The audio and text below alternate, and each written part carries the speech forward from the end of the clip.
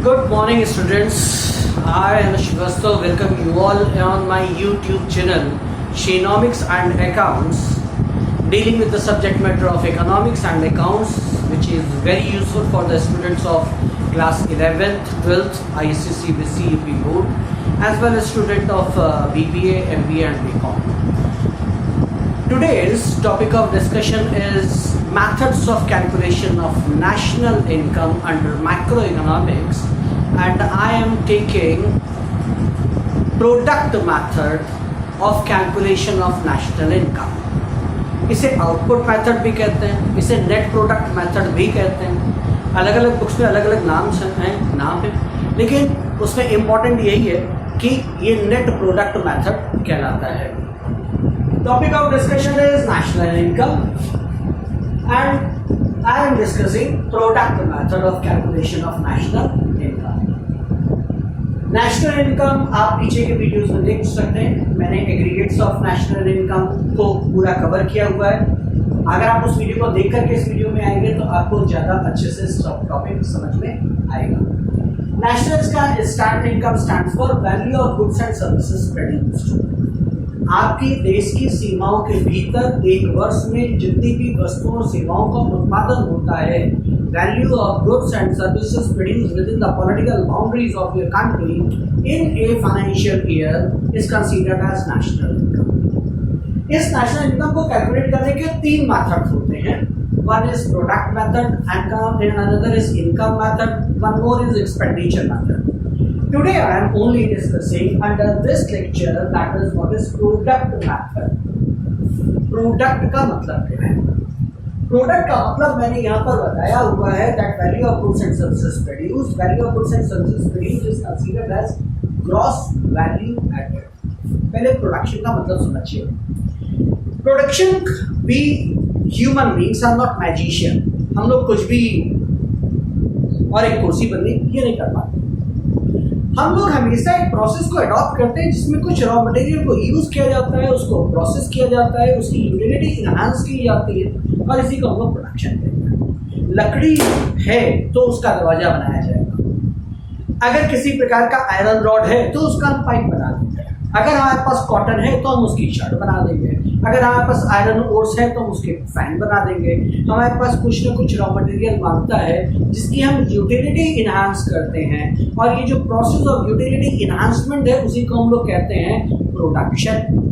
तो प्रोडक्शन की सही डेफिनेशन जो इकोनॉमिक्स लेती है वो है that is what is gross value added. सारी फर्म्स, जितनी भी फर्म्स हैं, उनके द्वारा प्रोडक्शन की प्रक्रिया में उन्होंने जितना वैल्यू एडिशन किया है उसको हम लोग कहते हैं प्रोडक्शन, राइट। तो value of goods and services produced, ये प्रोड्यूस्ड क्या चीज है? ये प्रोड्यूस्ड है gross value added by the firm, जितना वैल्यू एडिशन फर्म कर पा रही है। नाउ अब इस मेथड में करते क्या है? सबसे पहले आप अपनी पूरी इंडियन इकोनॉमी को ले लीजिए। This is what is Indian economy.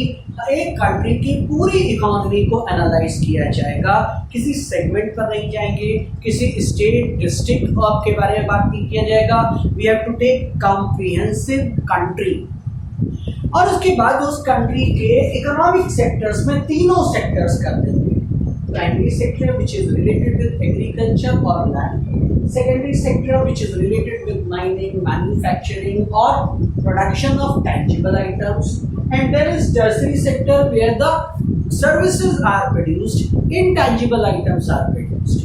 किसी भी इकोनॉमी के यही तीन सेक्टर होते हैं। कभी कभी बुक्स में नाम अलग लिख करके इसे एग्रीकल्चर सेक्टर, इसे इंडस्ट्रियल सेक्टर और इसे सर्विस सेक्टर भी कहते हैं, लेकिन right terminology is primary sector, secondary sector और टर्शियरी सेक्टर। इसके नीचे मैंने एक और बात लिखी है, all firms of primary sector, all firms of secondary sector, all firms of, यानी हमने अपनी पूरी कंट्री ले ली है, कंट्री के सारे सेक्टर्स ले लिए हैं, उस सेक्टर्स की सारी फर्म्स एक एक करके जितनी भी फर्म्स आ रही हैं सेक्टर्स की, सबको कंसीडर किया जाएगा। अब जब हम एक एक फर्म लेंगे तो उनका लिया क्या जाना है? उनका लिया जाना है gross value added by the firms at market price. हर फर्म ने कितना वैल्यू एडिशन किया है, हर फर्म ने कितना वैल्यू एडिशन किया है। जो वैल्यू एडिशन किया है सारी फर्म का ले लेंगे तो आ जाएगा value of goods and services produced. तो GPA is nothing, GPA is a term which is being used to calculate actual production. अब ये इतना टेक्निकल टर्म क्यों है? टर्म टेक्निकल इसलिए है क्योंकि बहुत तरीके की फर्म्स हैं। कुछ एक आउटपुट निकालते हैं, वही आउटपुट दूसरी फर्म निकालता है, यूज करता है रॉ मटेरियल के, फिर प्रोडक्शन करता है। टेक एग्जांपल, एक फर्म एक्स है जो आयरन रॉड्स बनाती है, उसने आयरन रॉड बना करके फाइनल गुड निकाल दिया, मार्केट में पहुंचा दिया। अब कोई दूसरी फर्म उस आयरन रॉड को लेती है और उसका कोई और चीज बनाती है, इंगल्स बनाती है, कोई शेप बनाती है, कोई डिजाइन बनाती है और वो बाद में बेचती है। एक फर्म है जो आयरन शीट्स बना रही है, आयरन शीट बनाने के बाद इसने मार्केट में बेच दिया। एक अलमीरा बनाने वाली फर्म ने उन्हीं शीट्स को लिया, बनी बनाई शीट्स को लिया और उसकी अलमीरा बना के बेची, मार्केट में बिका अलमीरा। अलमीरा की वैल्यू अगर ले लेंगे आउटपुट, तो आयरन शीट्स तो इसे बनी बनाई मिली थी ना। इसको हटाने की प्रक्रिया को ही हम लोग जीपीए वैल्यू एडिशन कहते हैं। Gross value addition by a firm at market price. Market price के डिस्कशन को थोड़ा सा बाद में आ जाएंगे, अभी फिलहाल ये समझिए gross value addition by a firm क्या होता है। टोटल आउटपुट, फर्म ने टोटल कितना आउटपुट निकाला eight market price minus intermediate consumption. Intermediate consumption आप रॉ मटेरियल के रूप में भी ले सकते हैं, सेमी फिनिश गुड्स के रूप में भी ले सकते हैं। कई फर्म वर्क इन प्रोग्रेस को ले आती हैं, उन्हीं को प्रोसेस करती। ठीक एग्जांपल, मेरा कुर्सी बनाने का एक बिजनेस है, फर्म है, मैं कार्डबोर्ड बने बनाए खरीदता हूँ और उसके बाद प्लाईबोर्ड, और प्लाईबोर्ड को काट करके उसे शेप देता हूँ और शेप देने के बाद कुर्सी बना के बेच देता हूँ। मैंने जो प्लाईबोर्ड खरीदा that is intermediate consumption. Maruti company पूरी कार बनाती है, एमआरएफ से बने बनाए टायर खरीदती है, उसमें फिट करती है, टायर की वैल्यू कार की वैल्यू में शामिल हो जाती है जब हम बेचते हैं। लेकिन वो टायर मारुति ने नहीं बनाया है, कार की वैल्यू माइनस टायर की वैल्यू, जो कुछ आपने बना बनाया खरीदा हम उसे सब्सट्रैक्ट कर देंगे। ग्रॉस वैल्यू एडिशन का मतलब क्या है? ग्रॉस वैल्यू एडिशन का मतलब है फर्म ने टोटल आउटपुट कितना दिया, फर्म ने साल भर में कितनी वैल्यू और गुड्स एंड सर्विसेज प्रोड्यूस की एट मार्केट प्राइस, और उसमें से घटा क्या देंगे, तुमने बना बनाया कितना लिया उसको घटाओ, क्योंकि वो वैल्यू एडिशन उस फर्म ने नहीं किया है। आई होप आप जीपी का मतलब समझ रहे होंगे। मैं फिर एक एग्जांपल लेता हूँ। मेरी एक फ्लोर मिल है, मैं बाजार से मार्केट से गेहूं बना खरीदता हूँ, उसे प्रोसेस करता हूँ, फ्लोर मिल में आटा बनाया जाता है, गेहूं बना बनाया लिया, उसको पीसा, पैकेट में भरा और बाजार में बेचा। जो बाजार में बेचा वो हमारा टोटल आउटपुट है, मार्केट प्राइस। लेकिन जो हमने गेहूं खरीदा है रेडीमेड, उसको घटा देंगे तब निकल करके आएगा हमारा कि हमने कितना ग्रॉस वैल्यू एडिशन किया, क्योंकि गेहूं का प्रोडक्शन मैंने या हमारी फर्म ने नहीं किया है। अब इसमें इंपॉर्टेंट हो जाता है what is total output. Total output को ये मैं इसलिए इतना डिटेल में जा रहा हूँ जिससे आपको न्यूमेरिकल करने में प्रॉब्लम ना हो। इसमें सबसे बड़ा इंपॉर्टेंट है तो what is total output. Total output का मतलब होता है total sales plus change in output. Firm बहुत सारा बेचती है और उसके बाद उसके स्टॉक में भी चेंजेस आते जाते हैं, हमें उस स्टॉक को भी कंसीडर करना होता है। स्टॉक में कितना चेंज हुआ, क्या चीज है, gross value addition is equal to total output plus intermediate consumption. Total output को तोड़ा गया है total sales plus change in output, कितना बेचा और उसके आउटपुट में कितना चेंज हुआ। चेंज इन आउटपुट का मतलब क्या होता है, closing stock minus opening stock. साल के अंत में उसके पास क्लोजिंग स्टॉक कितना बचा, साल की शुरुआत में उसके पास कितना ओपनिंग स्टॉक था। इन दोनों को जब हम सब्सट्रैक्ट कर देते हैं तो फिर क्या निकल कर क्या जाता है, नो थोड़ा सा उल्टा चल करके देखते हैं। सबसे पहले हमें देखना है क्लोजिंग स्टॉक और ओपनिंग स्टॉक में चेंज कितना है। ये निकल कर क्या है, change in stock. Change in stock में सेल्स को जोड़ा और इंटरमीडिएट को घटाया तो क्या निकल रहा है, total output minus intermediate consumption. सवाल में हो सकता है ये चीजें दी गई हो, आपको ये निकालना पड़ेगा gross value addition at market price. Further चलते हैं, यहाँ पर एक चीज आ रही है टोटल सेल्स। ये टोटल सेल्स को भी फ्रैक्शन में दिया जा सकता है। टोटल सेल्स बराबर credit sales plus cash sales. ये आपने अकाउंट्स में भी बहुत लगाया है, तो ये इसमें कोई ज्यादा कठिन बात नहीं है। That is total sales is equal to credit sales plus cash sales. Total sales का एक और फॉर्मूला होता है या नेट सेल्स का भी कह सकते हैं। Total sales equal to sales minus sales return. आपने कितना बेचा और कस्टमर्स ने आपको वापस कितना कर दिया है, इन दोनों को जब हम मैनेज कर देते हैं तो क्या निकल कर क्या जाता है, that is sales minus sales return. I hope अब आपको इस फॉर्मूले में कोई भी ऐसी चीज नहीं है जो समझ में नहीं आ रही होगी। आप इसका एक स्नैपशॉट ले लीजिए जिससे आपको रेफरेंस लेने में थोड़ी सी सहूलियत मिलेगी। GP is equal to total. Total output का मतलब क्या है, total sales plus change in intermediate consumption क्या है, whatever the firm has taken readymade in the form of raw material और वर्क इन प्रोग्रेस, वो सारा का सारा इंटरमीडिएट कंजम्पशन हो जाता है। जब हम total sales plus change in output में इंटरमीडिएट कंजम्पशन को घटा देते हैं तब निकल करके आता है gross value addition. Change in output कैसे निकालते हैं, closing stock minus opening stock. Sales कैसे निकाला जाता है, credit sales plus cash sales या तो दिया होगा या फिर सेल्स माइनस सेल्स रिटर्न आपको दिया गया होगा। इसके जरिए हमारा क्या निकलता है, ये निकलता है जीवीए एट एमपी। हर बार मैंने मार्केट प्राइस लिया इसलिए एमपी है। अगर हम कॉस्ट ऑफ प्रोडक्शन लेंगे तो ये फिर एफसी हो जाएगा। I will explain just after completing this slide, I will explain GVA eight FC also. पहले जीवीए एट एमपी कर लीजिए। अब जीवीए एट एमपी क्या हुआ, ध्यान सुनिए, आपके देश की बाउंड्रीज के अंदर, देश की बाउंड्रीज के अंदर डोमेस्टिक जितनी भी गुड्स और सर्विसेज मैन्युफैक्चरिंग फर्म्स हैं उनके द्वारा कितना आउटपुट निकाला गया है, जितना आउटपुट निकाला गया वो सारा का सारा निकाल दिया जाएगा। तो GP at MP becomes GBP at MP, gross domestic product at market price. इसे आप याद भी कर सकते हैं, gross value addition is equal to gross domestic product. GDP at MP आ गया है। हमें नेशनल इनकम निकालनी है। नेशनल इनकम क्या होती है, एनएनपी एट एफसी। पीछे एग्रीगेट्स ऑफ नेशनल इनकम के लेक्चर को अगर आप देखेंगे तो ये आपको बहुत आसान हो जाएगा। नहीं तो फिर समझिए, ग्रॉस में से जब डेप्रिसिएशन घटा देंगे, ग्रॉस में से जब भी डेप्रिसिएशन घटा दिया जाएगा, जीडीपी एट एमपी हो जाएगा एनडीपी एट एमपी। जीडी इसमें से जब हम एनआईटी को घटा देंगे, net indirect taxes, net indirect taxes that is indirect taxes minus subsidies. जब हम एनआईटी को घटा देंगे तो ये बन जाएगा एनडीपी एट एफसी। एमपी में से एनआईटी घटाया तो एफसी बनेगा। और इसके बाद जब हम इसमें एनएफआई जोड़ देंगे तो ये बन जाता है NLP at FC. NLP at FC considered as national income. याद रखिएगा, अगर आपसे सवाल में ये पूछा जाए कि कैलकुलेट नेशनल इनकम, तो आपको दूसरे एग्रीगेट्स ऑफ नेशनल इनकम पे ध्यान नहीं देना है। आपको सिर्फ पहुंचना है कहां तक, NDP at NLP at FC पर। अब दो दिमाग में बैठाने वाली बात है। पहली बात तो ये प्रोसेस आपके दिमाग में क्लियर होना चाहिए, क्योंकि अगर ये प्रोसेस क्लियर नहीं हो आप सवाल से देखेंगे तो दिक्कत होगी। आपके दिमाग में ये क्लियर होना चाहिए कि हमको जीवीए कैसे, ये आई होप आप इसने इसकी स्नैपशॉट ले ली होगी। मैं एक बार को छोड़ रहा हूँ, आप इसकी स्नैपशॉट ले लीजिए। इसके बाद मैं इसको और डिटेल समझाता हूँ। ना ये एक प्रोसेस है जो आपके दिमाग में बिल्कुल बैठा हुआ होना चाहिए। अगर ये बैठा रहेगा तो आप सवाल से चीजों को, अपने मतलब की चीजें ढूंढेंगे। Be very sure, national income का सवाल लगाने में सवाल से सोल्यूशन ही लगाते हैं।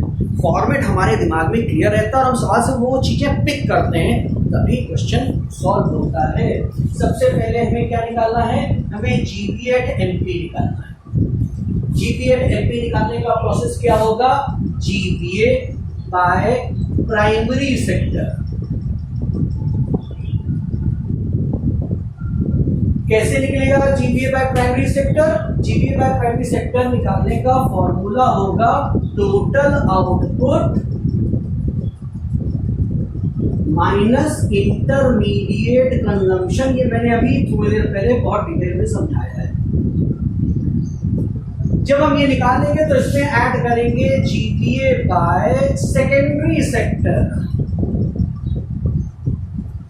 जीपीए का फिर फॉर्मूला वही होगा total output minus intermediate consumption. फिर इसमें ऐड करेंगे जीपीए बाय टर्सरी सेक्टर। ये क्वेश्चंस में अलग अलग दिए हुए होंगे और क्वेश्चन में ये भी दिया हो सकता है that total output by primary sector, फिर intermediate consumption by private sector, total output by secondary sector, फिर intermediate consumption by secondary sector, फिर total output by tertiary sector. इसमें ऐड करके सब्सट्रैक्ट करते जाएंगे, ये तीनों चीजें निकलती जाएंगी। जब ये तीनों चीजें निकल आएंगी तब निकल करके आता है जीडीपी एट एमपी। अब जीडीपी एट एमपी निकलने के बाद अगर आपको एग्रीगेट्स ऑफ नेशनल इनकम ढंग से आते हैं तो कोई भी चीज आप निकाल सकते हैं। इसमें से अगर हम एनआईटी घटा देते हैं तो निकल आता है एनआईटी घटाया है तो निकल आएगा GDP at FC, gross domestic product at factor cost. ये तीनों निकाले, इससे निकल गया GB at MP. GB at MP बराबर होता है जीबी एट एमपी बराबर होता है जीडीपी एट एमपी। एक बार जीडीपी एट एमपी निकला है सारी प्रॉब्लम सॉल्व हो जाएगी। जीडीपी एट एमपी में से एनआईटी घटाएंगे तो एनडीपी एट एफसी आ जाएगी। फिर next is GDP at MP में से अगर हम नेशनल इनकम को एनएफआईए को ऐड कर देते हैं, डोमेस्टिक में नेट फैक्टर इनकम ऐड किया तो क्या निकल आता है, जिसमें निकल आता है जीएनपी एट एमपी। देखिए एमपी है तो एमपी है, ग्रॉस है ग्रॉस है, प्रोडक्ट है प्रोडक्ट है। हमने डोमेस्टिक में net factor income from abroad को ऐड किया तो क्या निकल रहा है जीएनपी एट यस। और इसके बाद नेक्स्ट आ जाते हैं that is GDP at MP में अगर हम डेप्रीशिएशन को घटा दें तो क्या निकल कर क्या आ जाता है एनडीपी एट एमपी। ये मैं क्यों निकाल रहा हूं क्योंकि सवाल आपसे कुछ भी निकालने को कह सकता है। नेट प्रोडक्ट मेथड से आपके हाथ में जो निकल करके आता है वो ये है। अब आपको ये तय करना है कि आपको सवाल में क्या निकालना है। अगर नेशनल इनकम निकालने को कह दे तो क्या करेंगे, ध्यान समझिए, ये यहाँ पे आ रहा है यहाँ पे आ रहा है। जीडीपी एट एमपी है, ग्रॉस से नेट पर जाना है, सबसे पहले डेप्रीशिएशन घटाएंगे, डोमेस्टिक से नेशनल पर जाना है, एनएफआईए को ऐड करेंगे, एमपी से एफसी पर जाना है, एनआईटी को घटाएंगे तो क्या निकल कर क्या आ जाएगा एनएनपी एट एफसी। लेकिन हाँ ये अगर आपको यहाँ नहीं समझ में आ रहा तो मैं बात तीसरी बार रिपीट कर रहा हूँ इसी वीडियो लेक्चर में। आप एग्रीगेट्स ऑफ नेशनल इनकम के वीडियो को समझें, वहां पर ये बहुत डिटेल में समझाया क्या चीज किस पे घटाने से क्या चीज निकलती है। क्वेश्चन बार बार चेंज होते रहते हैं, ये रटाया नहीं जा सकता। आपको याद ये रखना है कि जीडी नेट प्रोडक्ट मेथड से सभी फर्मों का जीबी ऐड करने के बाद जो निकलता है वह जीडीपी एट। अगर इससे नेशनल इनकम निकालने को कहे तो तीनों ऑपरेशन आ जाएंगे। अगर आपसे कुछ और निकालने को कह रहा है तो इस तरीके से इक्वेशन में रख करके आप वैल्यू अलग अलग निकाल सकते हैं और इस तरीके से हम लोग नेशनल इनकम का कैलकुलेशन करते हैं नेट प्रोडक्ट मेथड, राइट। अब कुछ प्रिकॉशंस, ये प्रिकॉशंस थ्योरी के हिस्से में है, थ्योरी वाले पार्ट में आता है, बहुत ज्यादा क्वेश्चंस पूछे जाते हैं। प्रिकॉशंस का मतलब क्या है, सबसे पहली बात नेट प्रोडक्ट मेथड को कैलकुलेट करते वक्त इंटरमीडिएट कंजम्पशन को घटाना जरूरी है, नहीं तो डबल काउंटिंग हो जाएगी। एमआरएफ ने आउटपुट निकाला, आपने टायर की वैल्यू नेशनल इनकम में ऐड कर ली, यही टायर बाद में मारुति ने ऐड किया और मारुति की वैल्यू में एमआरएफ के टायर की वैल्यू ऐड हो गई। आप बताइए एमआरएफ का ये टायर दो बार काउंट हो रहा है, it is considered as double counting in national income. एक ही चीज को जब हम दो बार ऐड कर रहे हैं तो डबल काउंटिंग है, लेकिन इससे नेशनल इनकम गलत दिखाई देगी। यही कारण है कि जीपीए को ऐड करते समय टोटल आउटपुट में से इंटरमीडिएट कंजम्पशन को सब्सट्रैक्ट कर दिया जाता है। देन सेकेंड केस, जो कुछ भी हमने प्रोड्यूस किया है सेल्फ कंजम्पशन के लिए और वो मार्केट में नहीं जा रहा है, उसको भी हम नेशनल इनकम में कंसीडर करेंगे क्योंकि आपने आउटपुट किया है। तीसरी बात, अगर हम अपने मकान में रह रहे हैं और उसका रेंट नहीं दे रहे, सेल्फ ऑक्यूपाइड हाउसेस, अगर सेल्फ ऑक्यूपाइड हाउसेस है तो इसका जो डीम्ड रेंट है वो नेशनल इनकम में काउंट होगा। यद्यपि ये लिया और दिया नहीं जा रहा, लेकिन इसके बाद भी ये राष्ट्रीय आय है कि सेल्फ ऑक्यूपाइड हाउसेस में आपने अपने पास रह रहा है। सेकेंड हैंड गुड्स और सर्विसेज को यदि बेचा जा रहा है या खरीदा जा रहा है तो उसे नेशनल इनकम में काउंट नहीं करता, क्योंकि सेकेंड हैंड गुड कार 2017 में प्रोड्यूस हुई थी, तब की नेशनल इनकम में ये ऐड है। आज ये सेकेंड हैंड बिकी तो कोई नई कार का प्रोडक्शन नहीं हुआ है, second hand item is not produce that year, so ये नेशनल इनकम में काउंट नहीं होता। लेकिन इन्हीं गुड्स और सर्विसेज को बेचने में जो ब्रोकरेज और कमीशन है उसको नेशनल इनकम में ऐड किया जाता है, क्योंकि ये सर्विसेज प्रोड्यूस हो रही हैं। तो प्रिकॉशंस को भी एक बार थ्योरी में पढ़ लीजिएगा और आई होप चीज़ें क्लियर हो गई होंगी। अगर आपको मेरे इस लेक्चर में किसी प्रकार की प्रॉब्लम है तो आप मेरे anuj143.as@gmail.com पे क्वेश्चन दे सकते हैं। मैं बहुत अच्छे से आपके क्वेश्चन की क्वेरी को सॉल्व करूंगा। साथ ही साथ कोई और डाउट हो तो आप नीचे कर सकते हैं। अगर आपको ये वीडियो अच्छा लगा हो तो आप इसे लाइक कर सकते हैं, अपने फ्रेंड्स के साथ शेयर कर सकते हैं, बेल आइकन को दबा सकते हैं, जिससे कि जब भी नया वीडियो अपलोड होगा आपके पास उसकी सूचना पहुंचेगी। इस चैनल में आपको इकोनॉमिक्स और अकाउंट्स के ही रिलेवेंट वीडियो लेक्चर्स मिलेंगे। Thanks a lot for watching the video. Happy learning.